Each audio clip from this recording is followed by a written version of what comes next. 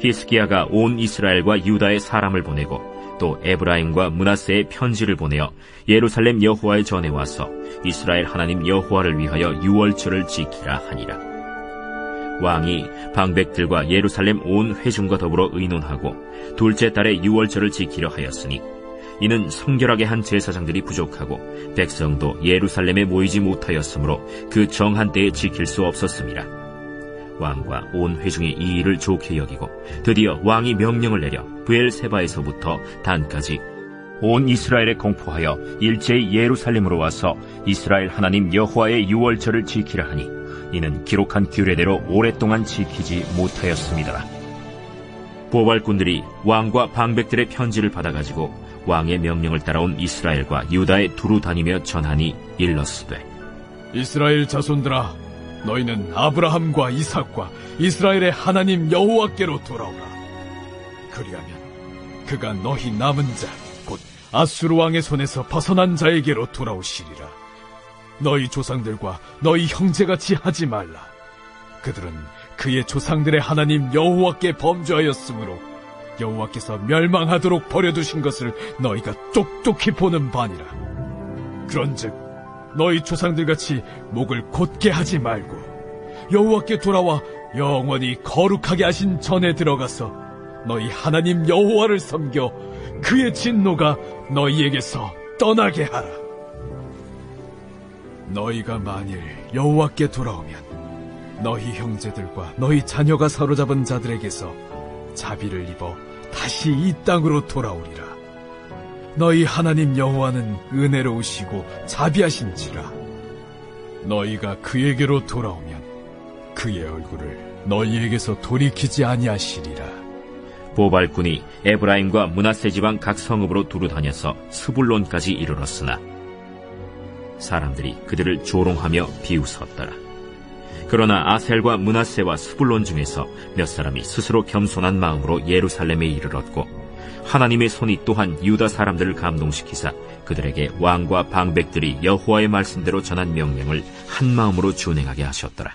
우리가 지금 계속해서 히스기야가 일으켰던 이 회복의 기록을 묵상하고 있는데요. 지난 시간에 묵상한 것처럼 히스기야가 가장 처음으로 만졌던 회복의 대상이 뭡니까? 그게 바로 성전이에요. 굳게 닫혔던 성전의 문을 활짝 열고 그 안에 있던 쓰레기를 다 끄집어냅니다. 그리고 대청소를 한 거예요. 그리고 완전히 꺼졌던 등불과 제단에 다시 불을 붙이면서 성전을 살려낸 거예요. 그런데 회복의 가장 첫 대상이 성전이란 게 뭘 의미하냐면 언제나 회복의 가장 첫 대상은 나라는 거예요. 왜냐하면 성경에서 성전은 나거든요. 내가 살지 않는데 가정이 살 수 없고 가정이 살지 않는데 나라가 살 수 없는 거예요.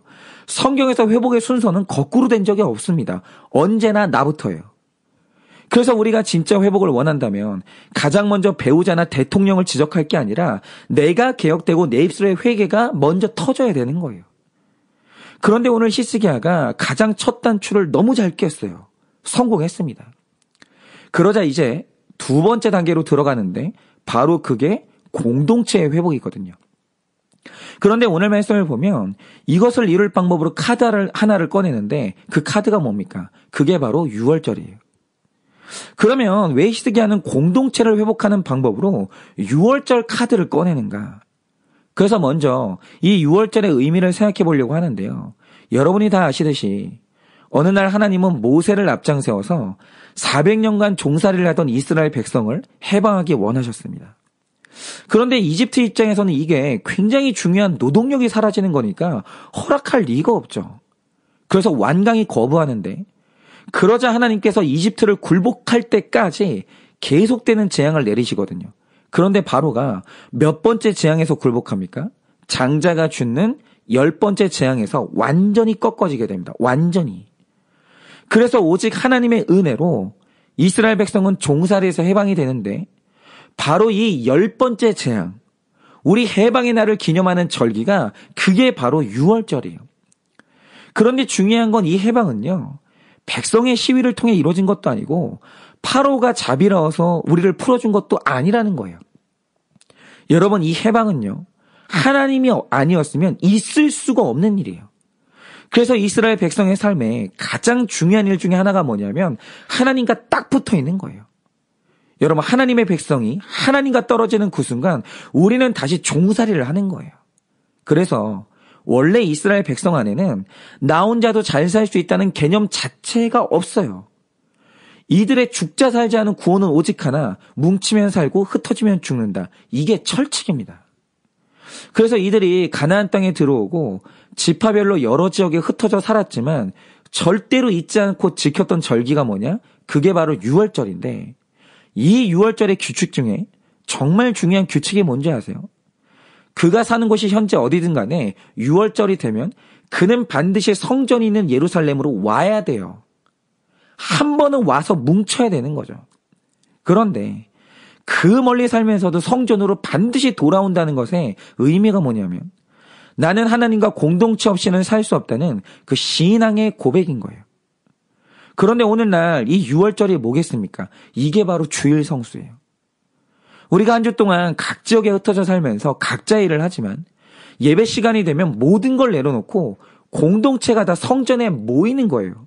그런데 이건 성전에만 하나님이 계셔서 그런 게 아닌 거예요. 여러분, 우리가 왜 모입니까? 그건 내가 하나님과 공동체 없이는 살 수가 없다는 신앙의 고백인 거예요. 그래서 이 고백이 확실할 때는 유월절이 정말 잘 지켜졌고, 각처에 살던 백성들은 어김없이 예루살렘 성전으로 다 모였어요. 아무리 멀어도. 그런데 이스라엘이 남과 북으로 분단되자 어떤 일이 벌어졌냐? 유월절이 됐는데 북쪽 사람들이 예루살렘으로 오지를 않는 거예요. 발걸음이 뚝 끊어집니다. 그러면 왜 안 모였는지 아십니까? 이 이유가 중요한데요. 단순히 남과 북이 갈라져서 안 모인 게 아니에요. 북쪽이 더 이상 뭉치지 않은 이유가 뭐냐면 경제적으로 잘 살게 됐거든요.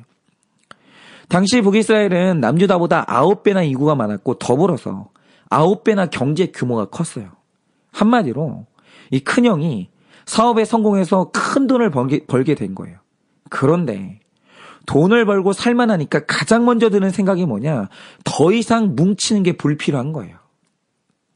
그래서 이제는 번거롭게 모이지 말고 너 따로 나 따로, 무소식이 희소식, 이렇게 지내자, 이렇게 된 거예요. 여러분, 바로 이거죠. 살다 보면 공동체를 정말 중요하게 생각하는 분들이 있는데 그분들이 공동체를 강조하는 이유가 뭔지 아십니까? 뭐 정이 더 많고 사람이 좋아서, 이게 아니에요. 공동체는요, 필요해서 찾는 거예요. 혼자서는 절대 살 수 없다는 자기 주제를 알아야 찾는 게, 그게 공동체예요. 그래서 초기 그 미국이나 뭐 다른 나라 이민사회에서 사람들이 교회로 뭉쳤던 이유가 뭐냐면 그 당시 외국에서는 뭉치지 않으면 살 수가 없었거든요. 그래야 뭉치는 거예요. 혼자 살 수 없다는 걸 알아야. 그런데 반면에 이제 사람이 성공하면서 돈을 벌면 가장 먼저 집을 바꾸는데, 여러분, 돈 많고 큰 집들의 특징이 뭔지 아십니까? 담벼락이 높아요. 돈이 많으면 많을수록 담벼락이 높아요. 즉 돈을 벌면 제일 먼저 세상과 나 사이를 분리시키는 거예요. 공동체가 필요 없는 거죠. 그리고 이 비싼 아파트들의 특징이 뭐냐면 타인이 그 안으로 들어가는 절차가 복잡하고 들어가는 게 어려워요. 섞이는 게 어려워져요. 여러분, 바로 이거죠. 이스라엘이 연약하고 가난할 때는 아무리 멀어도 공동체가 모이는 유월절이 정말 잘 됐습니다. 어떻게든 모였어요. 그런데 등 따시고 배불러지니까 제일 먼저 사라지는 절기가 뭐냐? 함께 모이는 공동체의 유월절이 딱 사라지는 거예요. 모이는 게 귀찮아요. 그런데 사람이 모이는 게 귀찮아진 것에 더 무서운 의미가 있는 거예요. 그게 뭐냐? 하나님하고 연합하는 것도 의미가 없어졌다, 그 뜻이에요. 그게 가시적으로 나타나는 게 뭐냐? 공동체 우습게 여기는 거예요. 그런데 세상에서 공동체를 우습게 여기는 것만큼 교만한 게 없거든요. 여러분, 인간은 원래 하나님과 공동체 없이는 살 수 없도록 설계가 그렇게 됐어요. 그래서 자기 주제를 아는 지혜로운 사람은 반드시 공동체를 존중하고 사랑하게 되어 있습니다. 그런데 이스라엘의 문제가 뭐였냐? 경제적인 부가 잠깐 찾아오니까 교만해졌어요. 그런데 교만해진 사람에게 가장 먼저 나타나는 미련함이 뭐냐? 공동체가 우스운 거예요. 공동체 없어도 혼자 살 수 있을 것 같은 거예요. 그러면서 더 이상 유월절에 예루살렘으로 안 뭉치는 거예요. 왜냐? 그 정도로 공동체가 절실하지 않거든요. 귀찮은 거예요. 그런데 이렇게 공동체 없이 혼자 살다가 어떻게 되는지 아십니까? 여러분이 오늘 말씀 6절을 보시면 히스기야가 각 지역에 보발꾼을 보내서 6월절 소집 명령을 내리거든요. 초청장을 보내요. 우리 다시 모이자, 뭉치자. 그런데 흥미로운 건 이거죠. 히스기야가 어느 나라 왕입니까? 남쪽의 왕이에요. 남유다 왕. 그러면 이 편지를 남유다에만 보내야 될 거 아닙니까? 그런데 오늘 히스기야가 6월절 초청장을 어디에도 보내는지 아세요? 북이스라엘에도 보내는 거예요. 그동안 오지 않았던 큰 집에 초청장을 보내는 거예요. 그러면 이유가 뭔지 아세요? 이 북이스라엘이 돈 좀 벌었다고 그동안 공동체를 우습게 여기면서 교만하게 살았는데 문제가 뭐냐? 히스기야가 왕이 되기 7년 전인 주전 722년에 큰 집이 망해요. 그렇게 잘 살던 그 북이스라엘이 완전히 망합니다. 즉 히스기야가 왕이 되기도 전에 북이스라엘은 아수르에 의해서 나라가 초토화된 상태예요. 그런데 이 히스기야가 영적인 사람인 이유가 뭐냐? 자, 이 북이스라엘이 공동체를 우습게 여기다가 완전히 망했잖아요. 그런데 그는 그 고난이 공동체를 회복할 절호의 기회라고 본 거예요. 그렇죠. 아니 하나님과 공동체를 우습게 여기다가 망했으면 바보가 아닌 이상 이제 공동체가 얼마나 중요한지를 배웠을 거 아니에요. 그리고 실제로 지금의 상황은 공동체가 아니면 살 수가 없는 상황이거든요. 혼자는 재기가 안 돼요. 그래서 히스기야가 이 절호의 기회에 6월절 초청장을 북쪽에도 보내면서 북이스라엘의 형제들에게 손을 내민 거예요. 그런데 여기서 우리는 아주 중요한 영적인 교훈을 얻게 되는데 그게 뭔지 아십니까? 자, 오늘 히스기야는 6절부터 9절 말씀을 통해 우리가 망한 이유를 쭉 말해요. 그리고 신앙의 공동체를 다시 회복하면, 다시 뭉치면 우리는 살 수 있다는 서신을 보내거든요. 그래서 6월절이니까 우리 다시 모여서 신앙을 회복하자는 거예요. 우리 이제 다시 함께 하자는 겁니다. 그런데 중요한 게 뭐냐? 북쪽의 지파가 9개인데 이 초청에 응답한 지파가 몇 개인지 아십니까? 11절 말씀처럼 아셀, 므낫세, 스불론 겨우 3개 지파예요. 그리고 더 놀라운 건 이 초청장을 받은 다른 6개 지파의 반응이 뭐였습니까? 10절 말씀처럼 이 초청장을 보고 조롱하고 비웃는 거예요. 이게 굉장히 중요한 현상입니다. 여러분, 여기서 우리가 알 수 있는 사실이 뭔지 아십니까? 사람이 망하는 걸 경험하면 딱 2가지 길로 갈리게 돼 있는데 망한 자리에서 겸손을 배우는 사람이 있어요. 아, 혼자 안 되는구나. 교만하면 망하는구나. 겸손을 배워요. 제가 아하스의 큐티에서 말씀드리는 것처럼 택자는 고난의 때에 죽는 게 아니라 새 생명을 낳는 사람이거든요. 다시 태어나는 사람이에요. 마찬가지로 택자는 고난의 때에 겸손을 배우고 공동체를 얻어요. 전에도 말씀드렸지만 이 젊은 시절의 다윗은 늘 죽음이 쫓아다니는 고난의 사람이었어요. 젊은 시절에 그는요, 완전히 망한 사람이었습니다. 그런데 신기한 건 그 고난의 때에 다윗이 아둘람 공동체를 만들어요. 고난의 때에 공동체를 낳는 거예요. 이게 바로 택자의 특징입니다. 그런데 그가 고난 중에 공동체를 만든 이유가 뭐겠어요? 고난이 그에게 겸손을 가르친 거예요. 그리고 나오미를 보세요. 그녀가 잘 살아보겠다고 모압이라는 이방 땅을 갔거든요. 근데 거기서 완전히 망해요. 완전히. 남편 죽고요. 아들들이 다 죽습니다. 이건 망한 거예요. 그런데 완전히 망한 자리에서 나오미는 겸손을 배워요.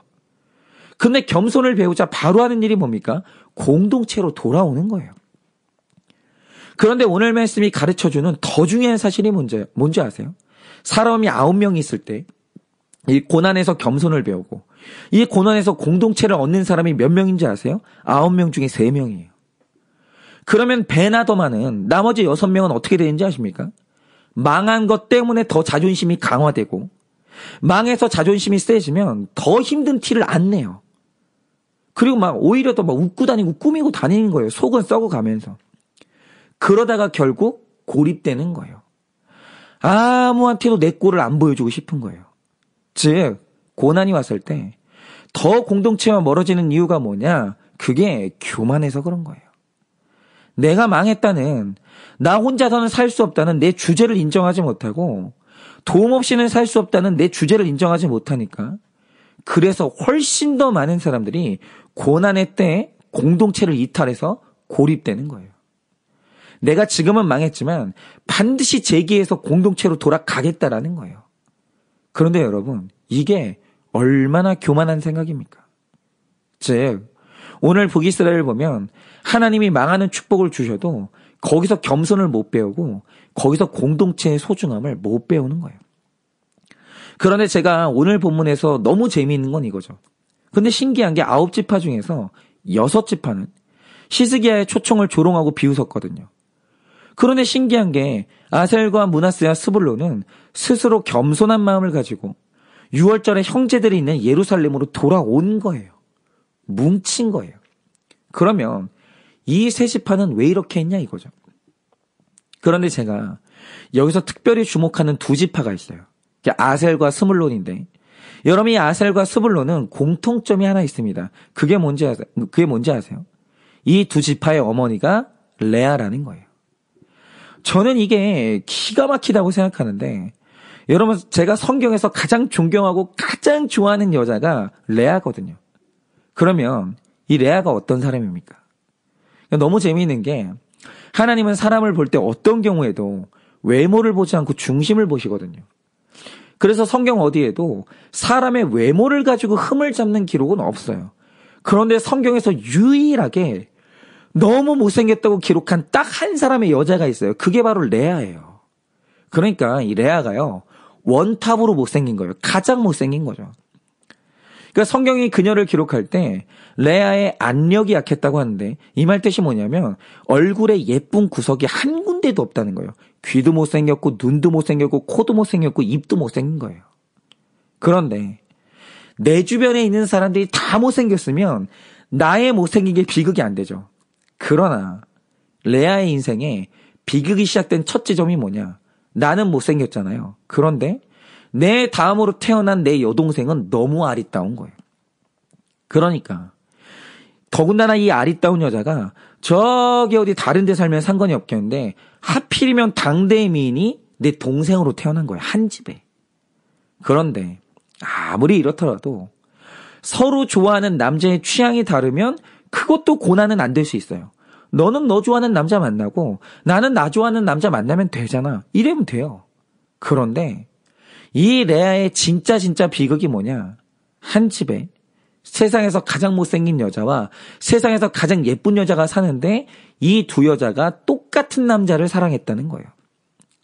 그래서 결국 어떻게 됐습니까? 뭐 예상하지 않아도 돼요. 레아는 완전히 망한 거예요. 내가 사랑하는 야곱이요. 일평생 내 동생 라헬에게만 눈길을 주는데 문제는 거기서 끝나는 게 아니라 자식들도 라헬의 자식들만 예뻐하고 그놈들한테만 채색 옷을 입히는 거예요. 그런데 이 당시에 채색 옷을 입힌다는 말의 의미가 뭔지 아세요? 요셉이 이 집의 상속자다 그 뜻이에요.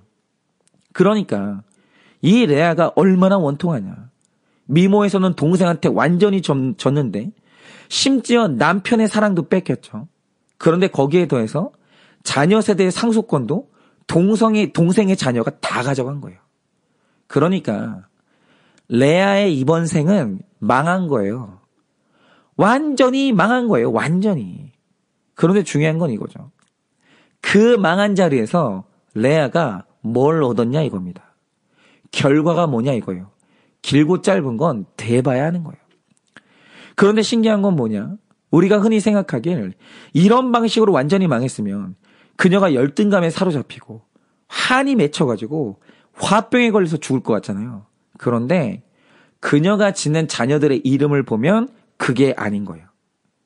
그녀가 어느 날 갓이라는 아들을 낳았어요. 근데 갓의 뜻이 뭐냐? 복되도다. 아셀이란 자녀를 낳았는데 이 아셀의 뜻이 뭐냐? 기쁘도다. 이사갈이라는 자녀를 낳았는데 이 뜻이 뭐냐? 하나님이 값을 쳐주셨다.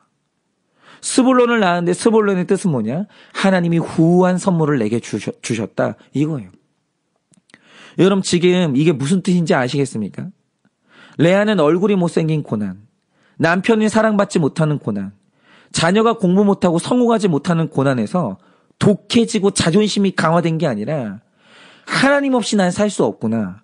이 자기 주제를 완전히 깨닫고 겸손을 배운 거예요. 그리고 일평생 하나님께 딱 붙어서 하나님하고 공동체를 이룬 거예요. 하나님과 사랑을 나눈 거예요.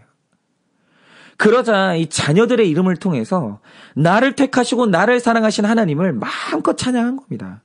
그녀 인생에 불행은 없었어요. 겸손했거든요. 그런데 반면에 라헬은 날마다 이기고 자기가 다 가져갔잖아요.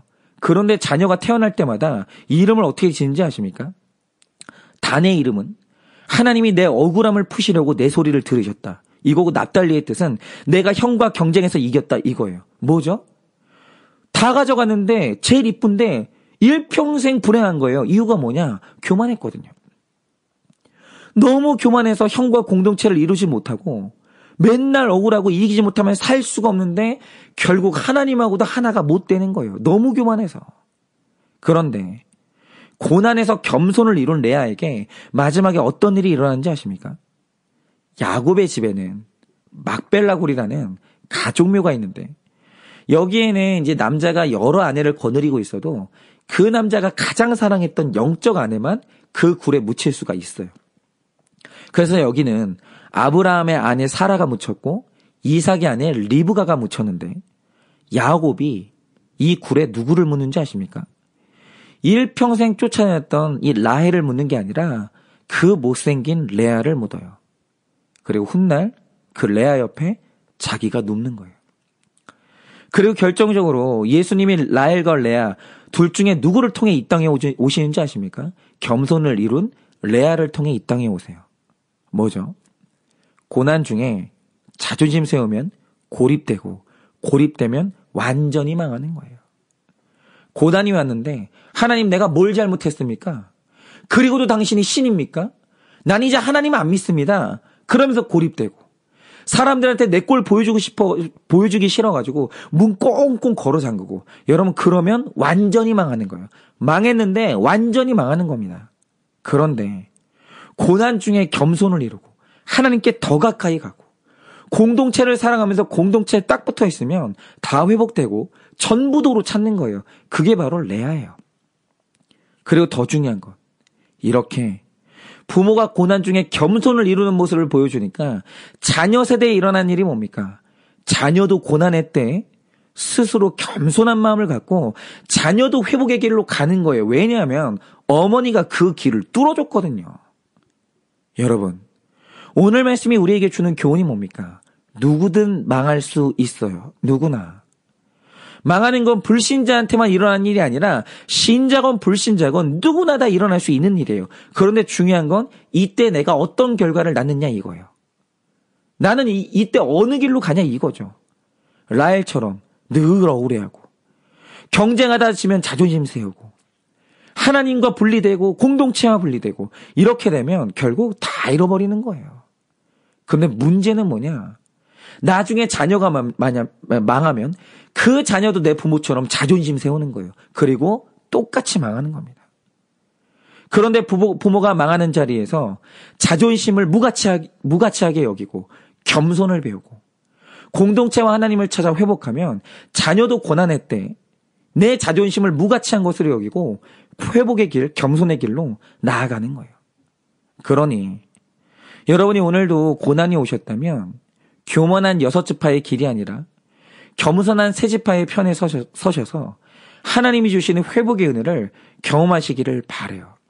그때 나만 사는 게 아니라 내 공동체와 내가 경험하지 못한 내 자녀들 세대까지 다 하나님께서 사는 길을 열어주셔서 우리 모두가 다 생명의 길로 나아가게 될 줄 예수님의 이름으로 축원을 드립니다.